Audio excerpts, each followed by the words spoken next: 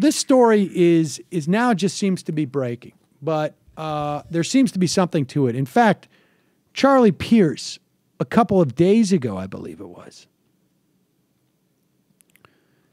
had written on how the meeting between Kim Davis, the bigoted county clerk from Kentucky, ended up meeting with the Pope. Now, the reason why it was surprising for some people is that Pope Francis has made a point of saying, look, I'm not necessarily changing Catholic dogma, but I am changing our priorities as to what we should see as being urgent.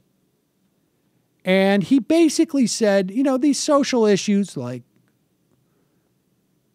the existence of and the marriage of gay people, even the question of abortion, they're important, but they're not that important. They shouldn't define Catholicism's face to the world. What's even more important is saving the planet and some type of economic justice. So that's why people were surprised. Other people were like, look, the guy's the Pope and, you know.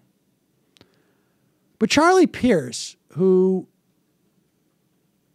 has seems to have a significant insight into the sort of the politics of the Vatican and whatnot, had a theory that he wrote about how the meeting took place and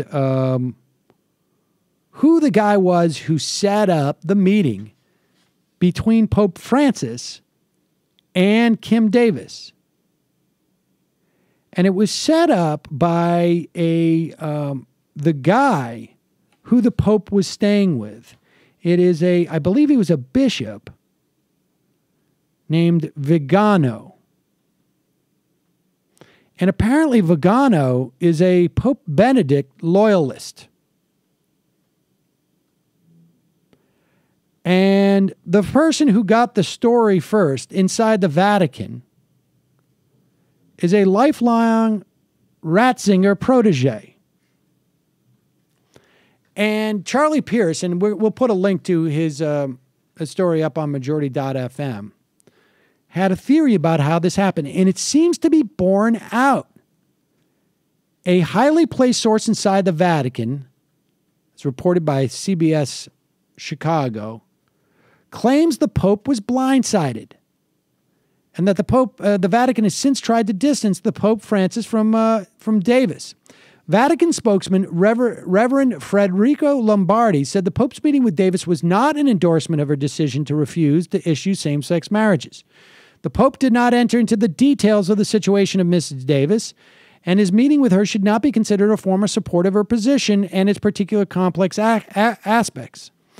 Charlie Pierce reports that the report on what the Pope had said on the airplane leaving back to the Vatican was greatly inflated, and he was speaking more generally than specifically to the Davis case.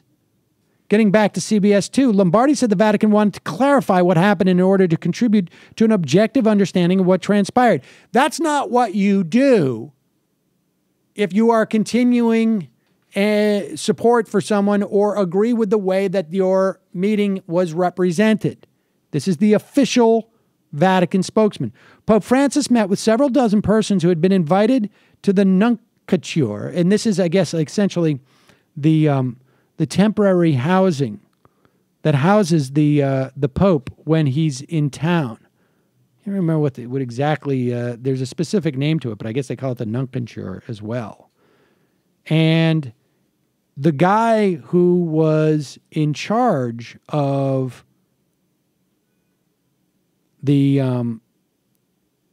papal nuncio to the United States was this Archbishop Carlo Vigano. And this is the residence, the nuncio, I guess maybe like sort of like the embassy. And Vigano is the guy who set up this meeting with Davis. And Vigano is the guy who was basically a Pope Benedict loyalist. They're none too happy with these changes that Pope Francis is making. So repeating what the spokesman said, Francis met with several dozen persons. Such a brief greeting occur on all papal visits and are due to the Pope's characteristic kindness and availability. The only real audience granted by the Pope of the Nuncature was with one of his former students and his family. In other words, a close advisor to Pope Francis tweeted that the Pope was, in his words, exploited by those who set up what a CBS 2 source says, a meeting that should have never taken place. In other words, Kim Davis, her people, and forces within the Vatican structure punked the Pope. Not that it matters, really, in the end. But sadly, those haters of gay people who have found in their hero a thrice married, self-professed adulterer, not that I have any problem with that. Honestly, I don't. That's between her and her husband's, and that's fine. Look, people are people. But very hard position to take that you can't fulfill your duties and you won't allow others to step in and fulfill your duties because of your moral issues with two men getting married because of the sanctity of marriage, an institution of which you really, I mean, with all due respect, have literally taken a crap on.